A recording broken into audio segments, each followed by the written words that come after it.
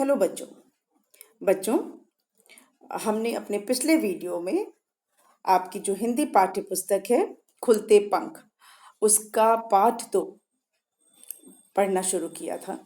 पाठ का नाम है दो सहेलियाँ। हमने इस पाठ को पढ़ना शुरू किया था और मैं आपको वो पाठ मैं समझा रही थी। आज हम उसी पाठ को आगे पढ़ेंगे। जो उसका बाकी का भाग है उसे हम पढ़ेंगे। और उस पाठ में हमने पढ़ा था कि दो सहेलियां थी और बंटी नाम का एक बच्चा जो सोना नाम की तितली है उसको उसको जाली में बंद कर देता है। यहाँ तक हमने पढ़ा था ना। आपको सामने एक चित्र दिख रहा होगा, देखिए उस बच्चे के हाथ में जाली है और वो तितली पकड़ रहा है ना। तो ऐसा ही बंटी भी ऐसा ही था और उसने सोना तितली को अपनी जाली में बंद कर लिया था। तो हम अब इसी कहानी को आगे पढ़ेंगे। तो चलते हैं आपकी पाठ्य पुस्तक के पृष्ठ पर, उस पन्ने पर, उस पेज पर जहाँ से कहानी को हमें आगे पढ़ना है। ठीक है।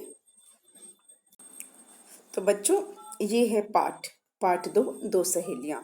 और हमने पढ़ा था कि सोना और रूपा नाम की दो तितलियाँ थी।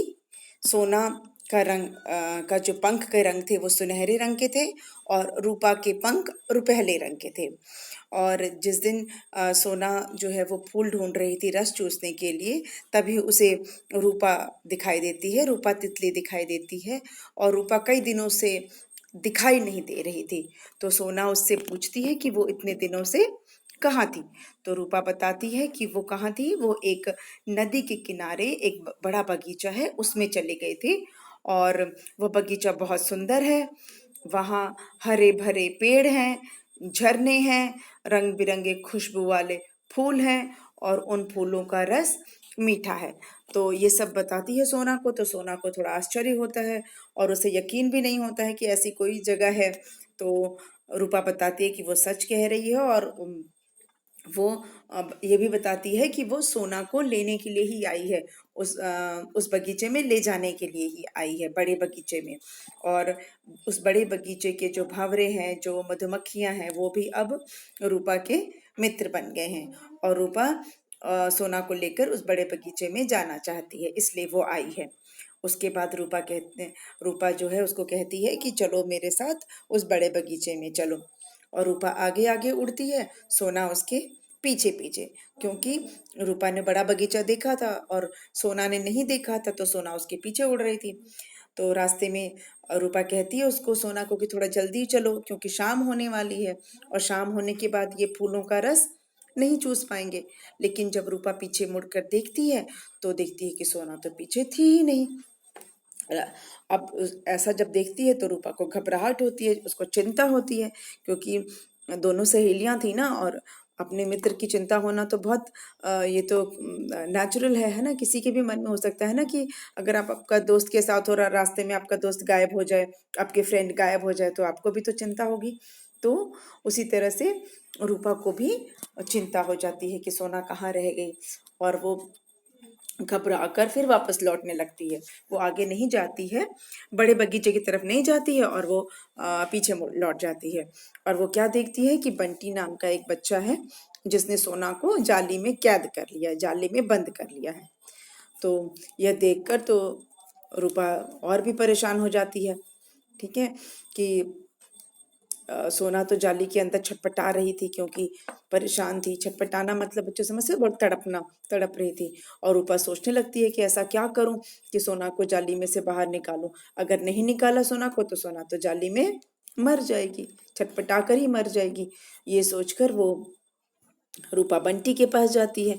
और बंटी जब रूपा को देखता है तो और खुश होता है। वो ये सोचकर खुश होता है कि मैंने सुनहरे पंख वाली तो एक तितली पकड़ ही ली है, अब एक रुपहले पंख वाली तितली भी पकड़ लूंगा।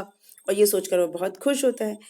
परंतु रूपा जो है वो बंटी से बोलती है कि तुम क्यों तितलियों को पकड़ते हो, तुम्हें क्या मिलता है ऐसे पकड़ कर, क्यों मारना चाहते हो हम तितलियों को। तो ये सुनकर बंटी कहता है कि वो मारना नहीं चाहता, मतलब वो मारने के लिए तितलियों को नहीं पकड़ता है, बल्कि उसे तितलियों के साथ खेलना अच्छा लगता है। लेकिन तितलियों के पास जाते ही तितलियां भाग जाती हैं, इसलिए वह उन्हें पकड़ लेता है। उसका मारने का कोई उद्देश्य नहीं है, वो उनके साथ खेलना चाहता है। तो रूपा बोलती है कि ठीक है, फिर ऐसा करो, तुम सोना को छोड़ दो और हमारे साथ नदी के किनारे वाले बड़े बगीचे में चलो। वहां पे और भी कई तितलियां मिल जाएंगी, तो तुम हम सबके साथ खेलना, बस हमें पकड़ना मत। ठीक है, तो यहाँ तक हमने कहानी पढ़ी थी। ठीक है, अपने पिछले वीडियो में हमने यहाँ तक पढ़ा था। अब हम पढ़ेंगे कि आगे क्या होता है। ठीक, अब हमें यहाँ से पढ़ना है।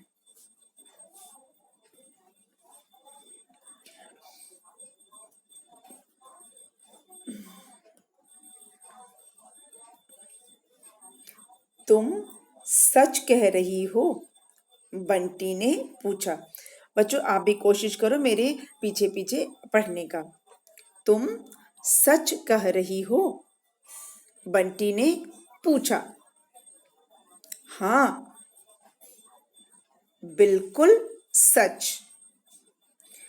बंटी ने सोना को छोड़ दिया।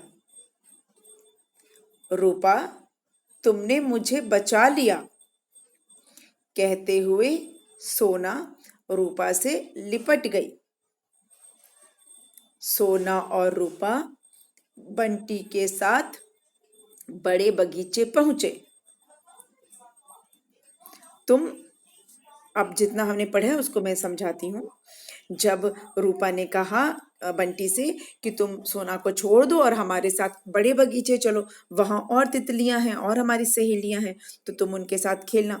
जब बंटी ने ये सुना तो बड़ा खुश हुआ और उसने पूछा, उसको यकीन भी नहीं हुआ, उसे विश्वास नहीं हुआ, तो उसने कहा कि तुम सच कह रही हो?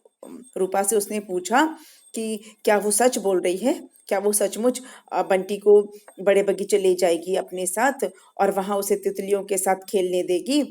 तो रूपा ने कहा हाँ, बिल्कुल सच। वो कहती है कि हाँ, मैं सच बोल रही हूँ। हम मैं तुम मतलब तो हम दो सब चलेंगे बड़े बगीचे और वहां तुम हमारे साथ खेलना। ये सुनने के बाद बंटी ने क्या किया? बंटी ने सोना को जाली में से बाहर निकाल दिया। उसने जाली में बंद करके रखा था सोना को, तो सोना को जाली से बाहर छोड़ दिया। और जाली से निकलने के बाद सोना क्या बोली? सोना रूपा से बोली कि तुमने मुझे बचा लिया, मतलब तुमने मेरी जान बचा ली। उसने रूपा से कहा कि रूपा, तुमने मेरी जान बचा ली। और यह बोलकर जो सोना तितली थी वो रूपा से लिपट गई, खुशी से लिपट गई और उसने धन्यवाद दिया एक तरह से रूपा को कि तुमने मुझे बचा लिया, तुम ना होती तो मैं इस जाली में ही तड़प तड़प कर मर जाती, है ना। उसके कहने का मतलब यही था ना कि अगर रूपा नहीं बचाती सोना को तो सोना का क्या हाल होता? सोना उसी जाली में तड़प तड़प के मर जाती, पंख फड़फड़ा के मर जाती। बंटी को तो पता नहीं था ना कि वो जाली में पकड़ेगा तितली को तो तितली मर जाएगी। वो तो सिर्फ खेलने के लिए पकड़ रहा था। बंटी को भी पता नहीं था कि जाली में पकड़ने से तितलियां मर सकती हैं। उसे ये बात मालूम नहीं थी। उसने अनजाने में ऐसी गलती की थी। बच्चों, आप ऐसी गलती कभी मत करना। किसी भी जीव जंतु को परेशान नहीं करना, किसी भी जीव जंतु को तंग नहीं करना। बंटी को तो पता नहीं था, बंटी को तो मालूम नहीं था ना कि अगर जाली में बंद करने से तितली मर सकती थी, इसलिए उसने ऐसी गलती की थी। और रूपा जो है वो बहुत खुश हुई, जाली से निकल सॉरी सोना जो है वो जाली से निकल के बहुत खुश हुई और उसने रूपा को धन्यवाद दिया, उससे लिपट गई और कहा कि तुमने मेरी जान बचा ली। ठीक है, अब इसके बाद क्या हुआ कि सोना और रूपा बंटी के साथ बड़े बगीचे पहुंचे। रूपा ने कहा था ना, रूपा ने बंटी से कहा था कि वो बंटी को लेकर बड़े बगीचे में जाएगी, तो उसने अपना वादा पूरा किया। सोना को जब बंटी ने छोड़ दिया, सोना को जब बंटी ने जाली में से बाहर निकाल दिया, तो रूपा ने जैसा बोला था बंटी से वैसा ही किया। उसने अपना जो प्रॉमिस किया था, जो उसने वादा किया था, वो उसने पूरा किया। वो बंटी को लेकर बड़े बगीचे की तरफ चली गई, बड़े बगीचे में पहुंच गई। ठीक है, तीनों सोना, रूपा और बंटी बड़े बगीचे में पहुंच गए। ठीक है, अब हम आगे पढ़ेंगे।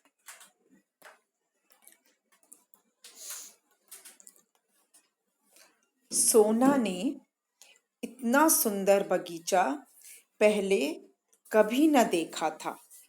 अब जब वो बगीचे में पहुंचे उस बड़े बगीचे में पहुंचे जो नदी के किनारे था। तो रूपा तो पहले ही बता चुकी थी कि वो बगीचा कितना सुंदर है। उसने कहा था ना कि बगीचा बड़ा सुंदर है, वहां पर हरे भरे पेड़ हैं, वहां पर झरने हैं, वहां पर रंग बिरंगे फूल हैं, फूलों में अच्छी खुशबू है, फूलों का रस मीठा है। ये सब तो रूपा बता ही चुकी थी। और जब सोना ने देखा तो मतलब वो बहुत ही हैरान रह गई। मतलब इतना सुंदर बगीचा उसने पहले कभी देखा ही नहीं था। इतना प्यारा, इतना अच्छा बगीचा उसने पहले कभी नहीं देखा था। चारों तरफ फूल ही फूल थे। चारों तरफ का मतलब होता है चार कोने नहीं, चारों तरफ मतलब सब तरफ। चारों तरफ का मतलब होता है बच्चों, हम बोलते हैं ना दिशाएं चार हैं, 4 डायरेक्शंस हैं, है ना।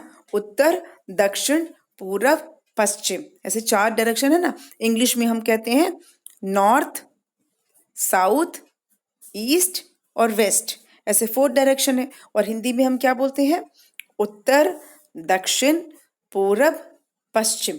तो इसीलिए हम बोलते हैं चारों तरफ। चारों मतलब सब तरफ, क्योंकि 4 डायरेक्शन में सारा आ जाता है। चारों दिशाओं में बोलने से पूरा कवर हो जाता है, पूरा एरिया आ जाता है, इसलिए बोला गया है चारों तरफ।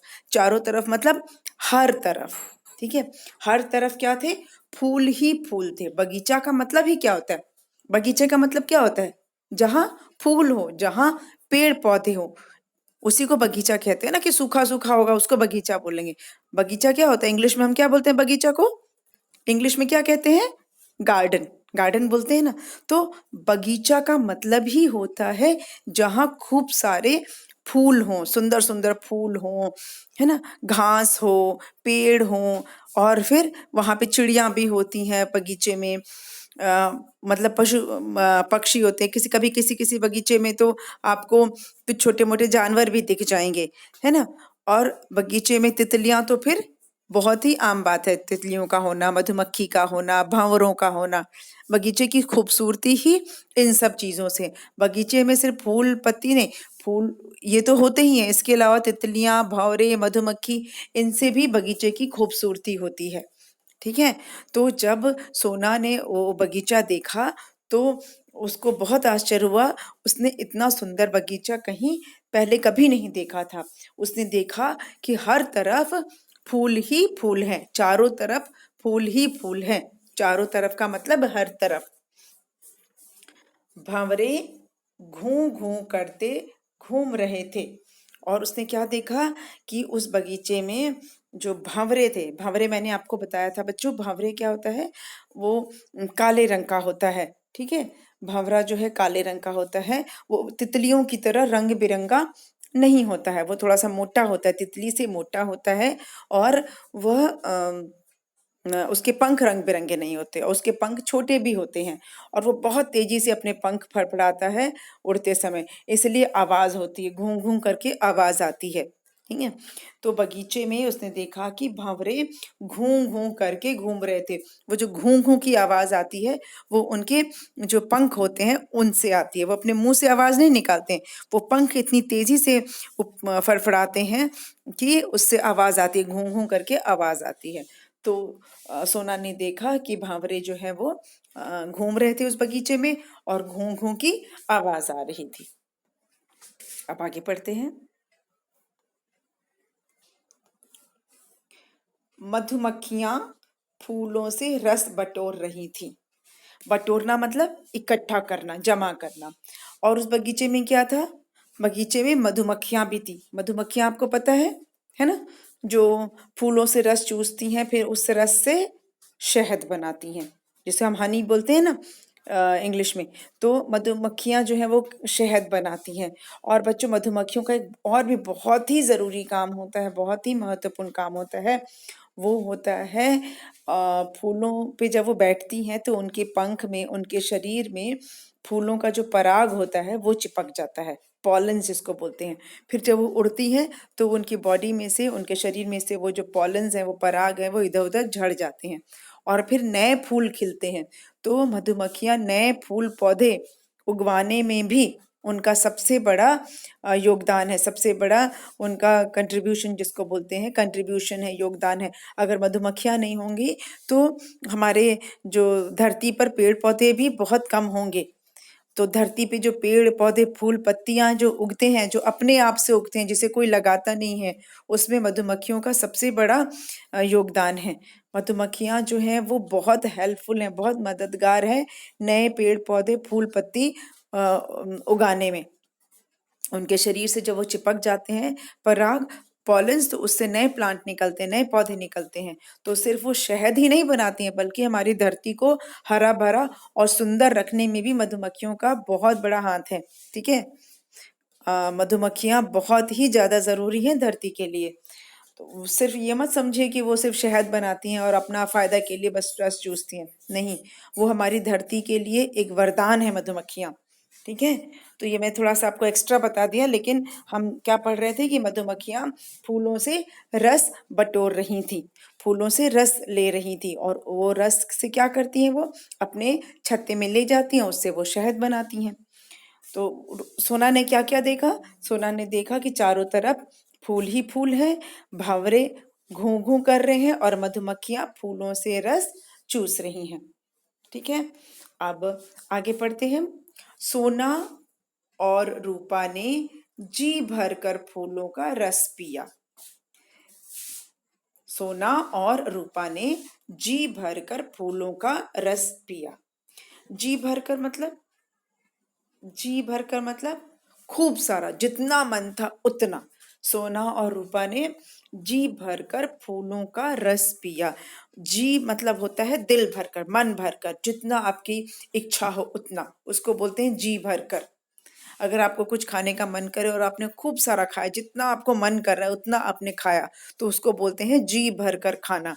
ठीक है, जी भरकर पीना मतलब उसके बाद आपका मन ना करे, इतना खा लो, इतना पी लो कि फिर आपका मन ना करे और आगे उसको खाने का या उसको पीने का, उसको बोलते हैं जी भरकर। ठीक है, जी मतलब दिल भरकर, मन भरकर, इच्छा, जितनी इच्छा हो उतना, उसको हम बोलते हैं जी भरकर। ठीक है, जितनी इच्छा हो उतना करने को बोलते हैं जी भरकर। तो सोना और रूपा ने खूब इच्छा भर, जितनी उनकी इच्छा थी उतना उन्होंने फूलों से रस पिया। फिर वे बंटी और अपने दोस्तों के साथ मिलकर खूब खेली। फूल का रस चूसने के बाद फिर एंजॉय किया, खूब मस्ती की। बंटी और बाकी जो उनके जो दोस्त थे, भंवरे, मधुमक्खियां और जो उस बगीचे में तितलियां थी, उन सब के साथ मिलकर वो खूब बगीचे में खूब खेली, खूब उन्होंने मजे किए और बंटी ने भी मजे किए उनके साथ। अब बंटी तितलियों को नहीं पकड़ रहा था, अब उनके साथ वो खेल रहा था। बगीचे में जितनी तितलियां थी, भंवरे थे, मधुमक्खियां थी, वो सब, सोना और रूपा, सब मिलकर खूब खेले। तो बच्चों, यह थी आपकी कहानी दो सहेलियां। और इस कहानी से हमें क्या शिक्षा मिली? क्या शिक्षा मिली? कि हमें किसी भी पशु पक्षी को, किसी भी कीड़े मकोड़े को बिना मतलब का, बेवजह का परेशान नहीं करना चाहिए, तंग नहीं करना चाहिए। उनमें भी जान होती है, उन्हें भी तकलीफ होती है, उन्हें भी दर्द होता है। ठीक है, तो ये था कहानी का संदेश। ठीक है, और हमें प्रकृति का ख्याल रखना चाहिए। अब इस पाठ के हमें शब्दार्थ देख लेने चाहिए, शब्दार्थ और मुहावरे। पहला है उदास। उदास मतलब दुखी, दुखी होना। ठीक है, उदास होना मतलब दुखी होना। उदास का कोई वाक्य बना सकते हैं हम? उदास का कोई वाक्य बना सकते हैं? अभी की जो हाल है, लॉकडाउन की वजह से मेरा मन बहुत उदास है, घर में बंद बंद रहकर मेरा मन बहुत उदास है ना, मुझे खेलने बाहर, मैं खेलने के लिए बाहर नहीं जा सकती, इसलिए मेरा मन बहुत उदास है ना, वाक्य बना सकते हैं ना। कैद करना, कैद करना मतलब बंदी बनाना। हमें कभी भी पशु पक्षियों को बंदी नहीं बनाना चाहिए, कैद कर कर नहीं रखना चाहिए, है ना। हम ये बना सकते हैं ना कि हमें किसी पक्षी को पिंजरे में कैद नहीं करना चाहिए। कैद करने का, कैद करना एक मुहावरा है। ठीक है, मुहावरा मतलब बोलचाल का एक तरीका होता है जिस आप जब आगे की कक्षा में जाओगे तो आप इसको और अच्छे ढंग से इसको पढ़ोगे, मुहावरों के बारे में आप पढ़ोगे। अच्छा, अगला शब्द है हमारा छटपटाना। छटपटाना मतलब बेचैन होना। गर्मी से हम छटपटाने लगते हैं। अगर हम कहीं बंद हैं तो हम छटपटाने लगते हैं, है ना। तो इसका वाक्य हम क्या बना सकते हैं? क्या बना सकते हैं? पिंजरे में बंद पक्षी उड़ने के लिए छटपटा रहा है, बाहर निकलने के लिए छटपटा रहा है। मेरा मन बाहर जाने के लिए छटपटा रहा है। ठीक है। और इस वक्त आप लोग का मन बाहर खेलने के लिए छटपटा रहा है ना। अच्छा, अब बटोरना। बटोरना मतलब इकट्ठा करना। ठीक है, इकट्ठा करना। कोई चीज बटोरते हैं ना कि पेड़ से आम गिरे तो बच्चे उसे बटोरने के लिए दौड़े। ठीक है, बच्चे आम बटोरने के लिए दौड़े। या तितलियां मधुमक्खियां फूलों से रस बटोरती हैं। ठीक है, तो ये हमारा हो गया शब्दार्थ और मुहावरे। हाँ, तो अब हम आगे अब इसके अभ्यास कार्य की तरफ हम बढ़ते हैं। पहला है मौखिक। इन प्रश्नों के उत्तर दो। बच्चों, यहाँ पर आपको कुछ प्रश्न दिख रहे हैं और आपको इन प्रश्नों के उत्तर देने हैं। ठीक है, इन प्रश्नों के उत्तर दो। तो पहला है, सोना को सब इस नाम से क्यों पुकारते थे? सोना को सब इस नाम से क्यों पुकारते थे? सोना को सब सोना क्यों कहते थे? तो इसका उत्तर क्या है? सोना को सब सोना क्यों बुलाते थे? क्योंकि उसके पंख सुनहरे थे, है ना। सोना को सब सोना इसलिए पुकारते थे क्योंकि उसके पंख सुनहरे थे। और आपको हम उत्तर दिखा दें, इसका उत्तर यहाँ पे लिखा है ना, पहले ही पेज पर इसका उत्तर है। और इसका आंसर है, देखो, सोना ये है, सोना के पंख सुनहरे थे इसलिए सब उसे सोना कहकर पुकारते थे, है ना। सोना के पंख सुनहरे थे इसलिए सब उसे सोना कहकर पुकारते थे। अब हम चलें आगे दूसरे प्रश्न की ओर।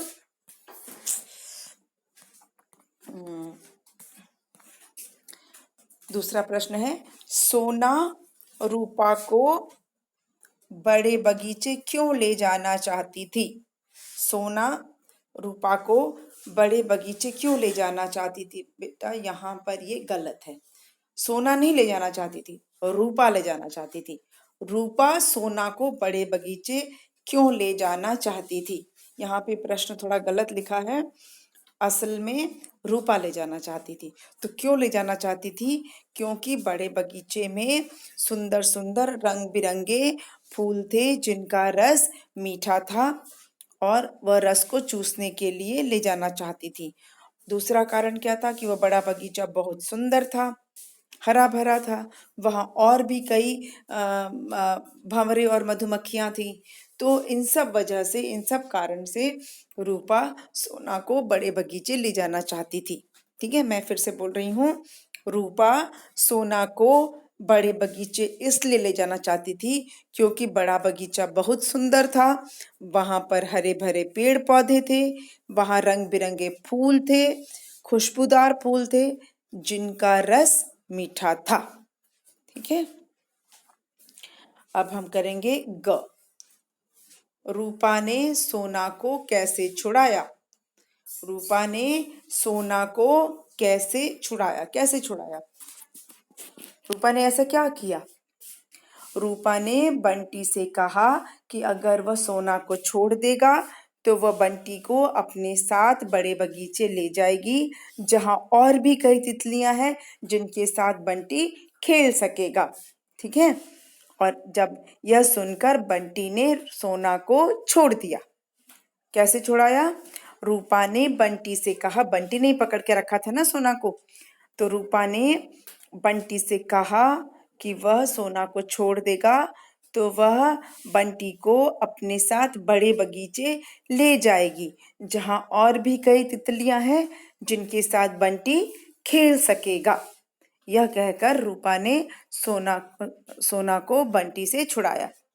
ठीक है, आपको समझ में आया इतना? ये हमने मौखिक प्रश्न किए हैं बच्चों।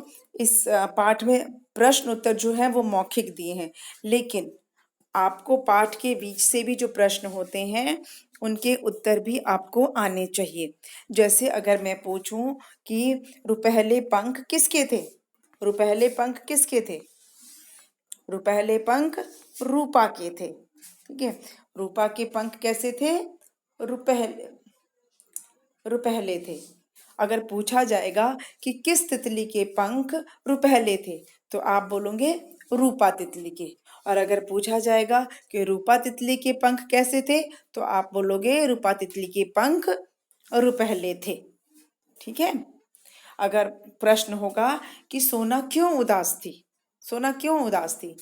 क्योंकि उसे रूपा कई दिनों से दिखाई नहीं दे रही थी। उदास थी ना, क्योंकि वो इतने दिनों से दिखाई नहीं दे रही थी। क्योंकि रूपा कई दिनों से दिखाई नहीं दे रही थी, इसलिए सोना उदास थी। ठीक है। अच्छा, बड़ा बगीचा कहाँ था? अगर प्रश्न पूछा जाए कि बड़ा बगीचा कहाँ था, तो आप उत्तर क्या देंगे? नदी के किनारे।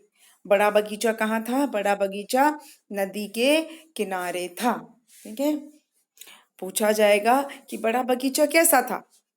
बड़ा बगीचा कैसा था? बड़ा बगीचा बड़ा सुंदर था।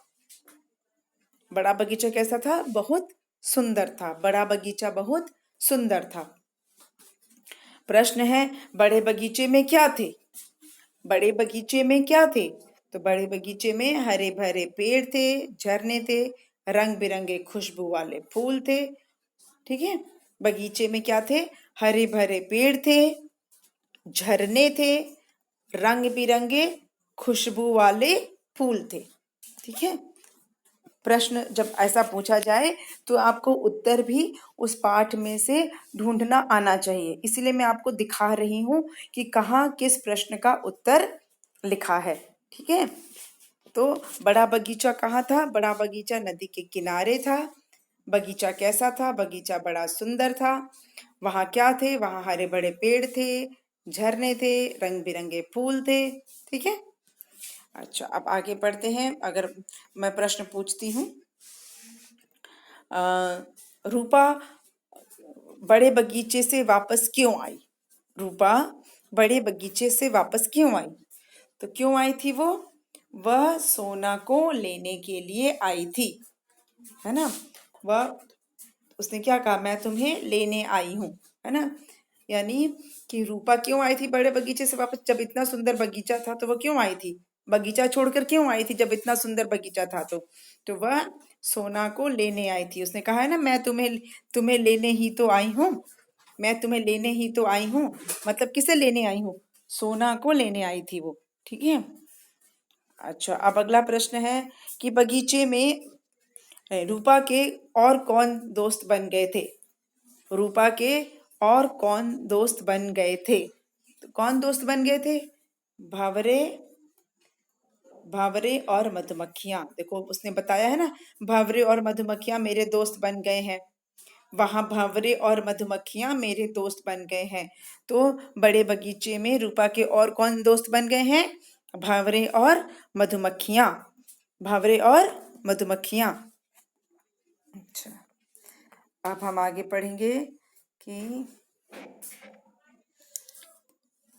रूपा क्यों घबरा गई। हमारा प्रश्न है, रूपा क्यों घबरा गई? रूपा क्यों घबरा गई? क्योंकि रूपा ने अपने पीछे सोना को नहीं देखा। रूपा जब उड़ रही थी आगे, उसने जब पलट कर देखा तो उसे सोना दिखाई नहीं दी, इसलिए वह घबरा गई। सोना को न देखकर रूपा घबरा गई। रूपा क्यों घबरा गई? सोना को अपने पीछे न देखकर रूपा घबरा गई। ठीक है। देखिए, आपको सारे उत्तर इसमें मिल जाएंगे। सोना कहाँ थी? सोना अगर पीछे नहीं थी तो सोना कहाँ थी? सोना जाली में बंद थी। सोना कहाँ थी? सोना जाली में बंद थी। ठीक है। अच्छा, जाली के भीतर सोना क्या कर रही थी? जाली के भीतर सोना क्या कर रही थी? तो जाली के भीतर सोना छटपटा रही थी। जाली के भीतर सोना छटपटा रही थी। ठीक है। अच्छा, अब हम आगे पढ़ें कि रूपा को देखकर बंटी क्यों खुश हुआ। रूपा को देखकर बंटी क्यों खुश हुआ। रूपा को देखकर बंटी इसलिए खुश हुआ क्योंकि उसे लगा कि अब वह रुपहले पंखों वाली तितली को भी पकड़ लेगा।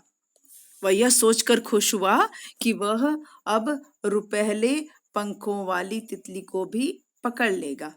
ठीक है, अब हम आगे का प्रश्न पढ़ते हैं।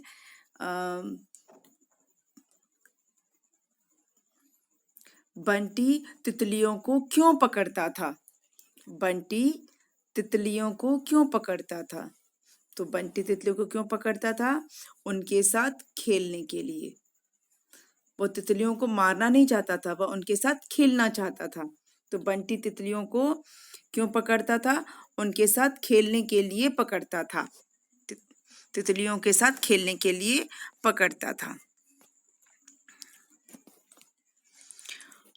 रूपा ने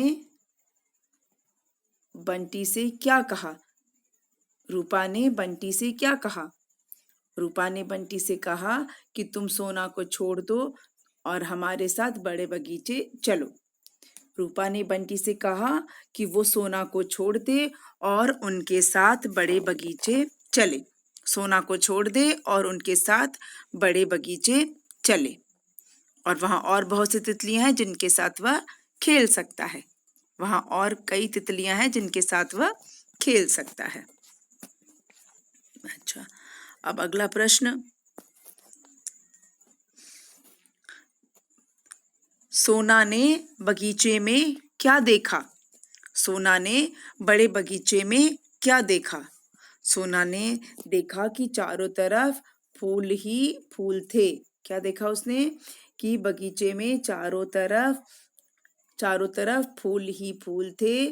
भंवरे घूं घूं करके घूम रहे थे और मधुमक्खियां फूलों का रस बटोर रही थीं। सोना ने क्या देखा, चारों तरफ फूल ही फूल थे।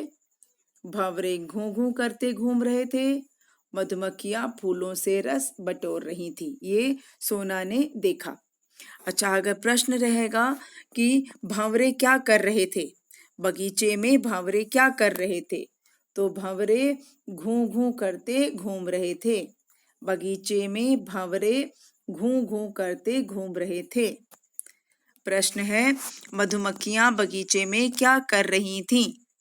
मधुमक्खियां बगीचे में क्या कर रही थीं, तो उत्तर होगा मधुमक्खियां बगीचे में फूलों से रस बटोर रही थीं। मधुमक्खियां बगीचे में फूलों से रस बटोर रही थीं। अब प्रश्न है, सोना और रूपा ने बगीचे में क्या किया। तो सोना और रूपा ने बगीचे में जी भरकर फूलों का रस पिया और अपने दोस्तों के साथ मिलकर खूब खेली। वे बंटी और अपने दोस्तों के साथ मिलकर खूब खेली।